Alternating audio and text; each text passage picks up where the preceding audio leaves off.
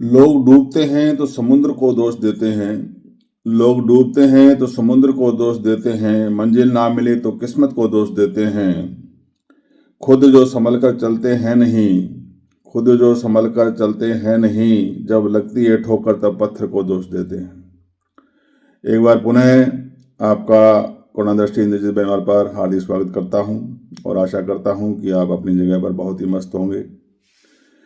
आज का जो विषय है वो बहुत ही गंभीर विषय है।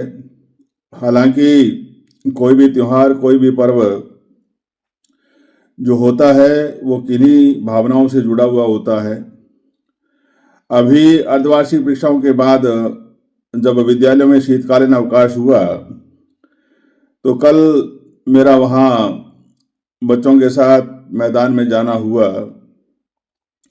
और मैदान में जब मैं पहुंचा तो बच्चों में एक अजीब खुशी थी, क्योंकि छुट्टियों का स्वभाव ही ऐसा होता है कि एक लंबे अंतराल के बाद जब हमें थोड़ा सा हल्कापन महसूस होता है छुट्टियों के माध्यम से या होमवर्क के माध्यम से या परीक्षा के तनाव से हमें थोड़ी सी राहत मिलती है, तो हम समझ सकते हैं कि ये जो पल होते हैं बड़े ही सुकून भरे होते हैं। जब उनकी चहचहाट बच्चों की मैंने सुनी, हालांकि मैं कोशिश करूंगा कि उनकी चहचहाट को वीडियो के अंत में मैं थोड़ी सी डालूं, लेकिन वो चहचहाट जो थी तो वो कह रहे, मैंने पूछा कि क्या बात, आज इतनी खुशी कि कल से छुट्टी हो, किस चीज़ की? कि कल क्रिसमस है। मैंने उसी समय उन बच्चों को इकट्ठा किया। मैंने कहा इसके अलावा क्या है आपको पता है? कि नहीं सर। मुझे बड़ा अफसोस हुआ कि हमें क्रिसमस का तो पता है, हालांकि मैं किसी पे कोई कटाक्ष नहीं करना चाहता, मैं किसी भावनाओं को आहत नहीं करना चाहता। क्रिसमस पर्व अपनी जगह है, प्यार बांटने का पर्व है, ये हम मानते हैं। लेकिन जिस शहादत के बदले आज हम इस रूप में हैं, उस शहादत को याद करने के लिए या उनको बताने के लिए किसी के पास समय नहीं है। गुरु गोविंद सिंह के 4 पुत्र, जिन्होंने अपने पूरे परिवार की कुर्बानी दे दी, उस परिवार को याद करने के लिए या उसको, उनकी शहादत को बच्चों तक पहुंचाने का किसी के पास कोई समय नहीं है। मुझे बड़ा अटपटा लगा, तभी मैंने उनको इकट्ठा किया और उनको गुरु गोविंद सिंह जी के बारे में बताया। तब उन बच्चों ने मेरे को कहा कि सर, हमें नहीं मालूम कि इस तरह की कोई शहादत हुई है, तो हम कहाँ विचरण कर रहे हैं, ये एक बड़ा गंभीर विषय है। तो मैंने इस वीडियो के माध्यम से कुछ तथ्य इकट्ठे किए हैं गुरु गोविंद सिंह जी के बारे में, जो आपके साथ साझा करना चाहूँगा। गुरु गोविंद सिंह के 4 बेटे थे, जिनको साहबजादा कहा जाता है।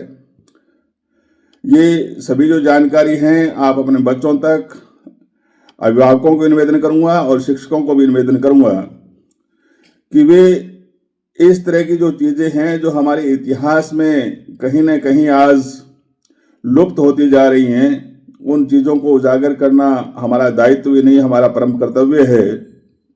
और उस कर्तव्य का अगर हम निर्वहन नहीं करेंगे तो हम अपने आप को माफ नहीं कर पाएंगे। 21 दिसंबर से 26 दिसंबर के बीच 1704 की ये कहानी है। तो 1704 में 21 से लेकर के 26 दिसंबर के बीच में इन 4 बेटों की जो शहादत थी वो एक बहुत ही अतुलनीय छाती। विश्व के किसी इतिहास में इस प्रकार की शहादत का जिक्र नहीं है कि गुरु गोविंद सिंह ने अपना पूरा परिवार इस देश के लिए, अपनी कौम के लिए वार दिया। इसीलिए पूरे परिवार का दान करने वाला, इसको सरबंश दानी कहा जाता है। सरबंश दानी का मतलब यही है कि पूरे परिवार का दान करने वाला। गुरु गोविंद सिंह के जो 2 बड़े बेटे थे, चमकौर सिंह और जुझार सिंह, वो 23 दिसंबर 1704 को चमकौर के किले में उन मुगल साम्राज्य के विरुद्ध लड़ते हुए मारे गए।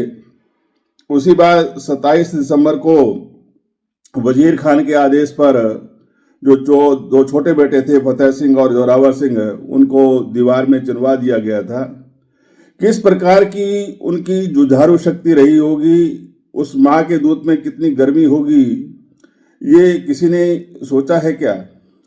यानी छोटे से बच्चे, 7-8 साल के बच्चे, जब दीवार में उनको चुनाया जाता था, उनका जो आत्मबल था, उनका जो जुझारूपन था, यानी उन्होंने अपने धर्म के लिए, अपने कौम के लिए किस प्रकार से अपने आप को बलिदान कर दिया। हम गुजरी माता का, उनको शिक्षा देने वालों का, उसकी जन्म देने वाली कोख को हम सादर नमन करते हैं और आशा करता हूँ कि इस प्रकार की जो ऐतिहासिक घटनाएं हैं, जो इतिहास में, विश्व के इतिहास में कहीं नहीं मिलती हैं, वो हमारे भारत देश में हैं, सिख कौम में हैं। तो मैं ये कहना चाहूँगा कि कभी भी क्रिसमस भले ही मनाओ, लेकिन 21 से 27 दिसंबर का वो जो दिन है, 1704 का जो इतिहास है, उस इतिहास को भी हमारे समाज के अंदर, हमारे बच्चों के अंदर उनको इंगित करना चाहिए, उनको बताना चाहिए, ताकि आने वाली जो पीढ़ी है वो अपनी कौम के प्रति, अपने देश के प्रति अपना जुझारूपन कायम रख सके। आज हम सिर्फ केक काटने में व्यस्त रहते हैं और उन्होंने सर कटवा दिए। ये जो चीज़ें हैं, ये कहीं भी माफ़ी योग्य नहीं होती हैं।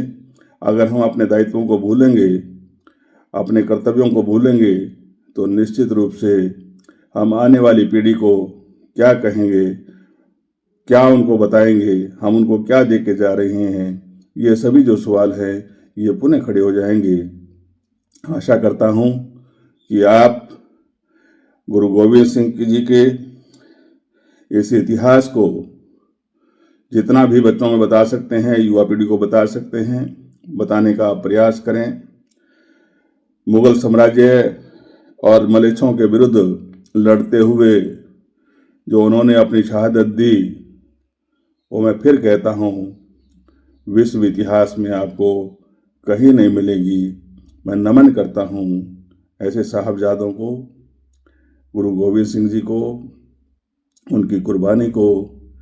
उनके बदौलत ही आज हम अपने देश को, अपने धर्म को, अपनी संस्कृति को बचा के रखे हुए हैं। तो आशा करता हूँ कि आपका प्यार इसी तरह से मेरे साथ बना रहेगा और अंत में मैं कोशिश करूँगा कि उन बच्चों की झलक भी आपको दिखाई जाए जिनको मैंने कल कुछ मिठाई वगैरह भी बांटी थी और कुछ उनको लेसन भी दिया था। हालांकि लेसन में वो रिकॉर्ड नहीं कर पाया, इसके लिए क्षमा प्रार्थी हूँ, लेकिन उनके उत्साह, उनको जानकारी मैंने अवश्य दी, ताकि आने वाली पीढ़ी हमेशा ऐसी शहादतों को याद रखे। और आपसे भी अनुरोध है कि आप भी इस तरह की वार्ताएं अपने बच्चों के साथ, समाज के अंदर युवा पीढ़ी के साथ करते रहें। इसी आशा के साथ जय हिंद, जय भारत। आज सभी बच्चों को लड्डू खिलाए गए, लड्डू खिलाए गए, लड्डू सबको लड्डू खिलाए गए आज।